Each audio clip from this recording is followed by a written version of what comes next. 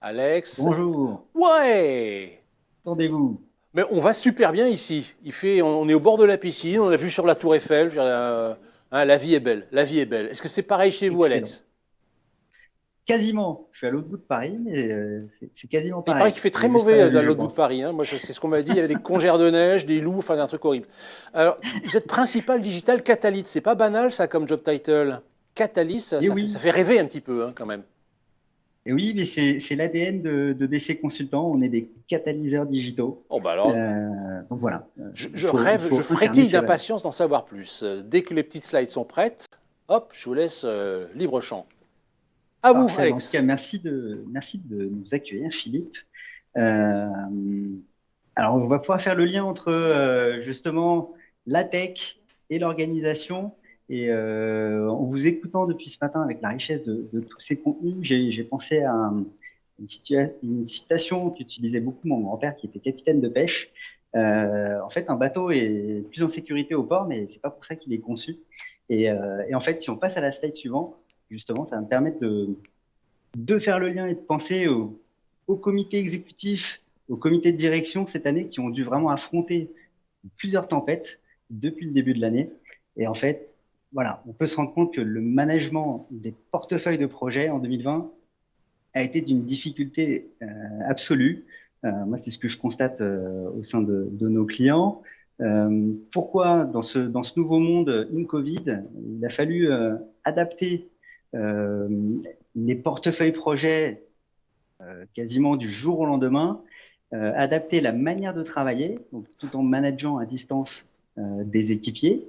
Euh, il a fallu quand même garder la tête froide, avoir une vision stratégique sur que faire dans les mois qui viennent, dans les années qui viennent, pour justement pouvoir être résilient aux changements qui sont devenus récurrents. Vous l'avez vu, entre le mois de mars et aujourd'hui, on a changé plusieurs fois de, L'attestation. stratégie, d'attestation également, voilà, exactement. Et on n'en est pas encore au bout. Si on passe à la slide suivante, justement, on va pouvoir faire le lien avec les comités de direction, les COMEX.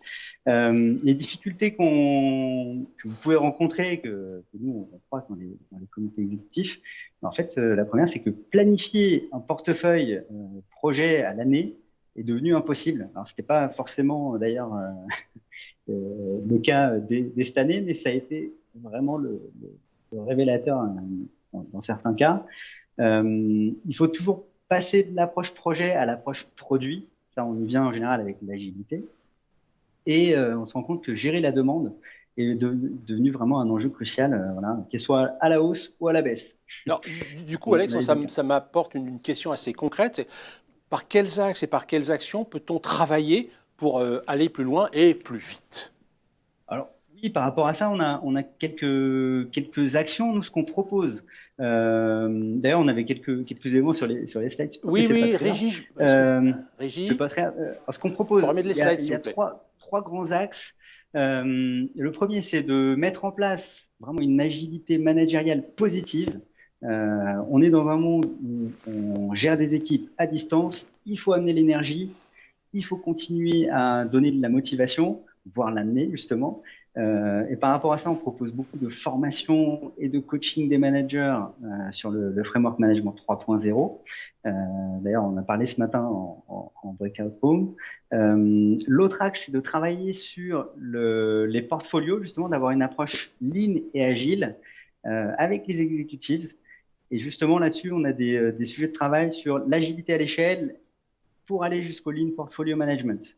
Voilà, ça on pourra en parler un peu plus en détail demain sur notre session de demain matin.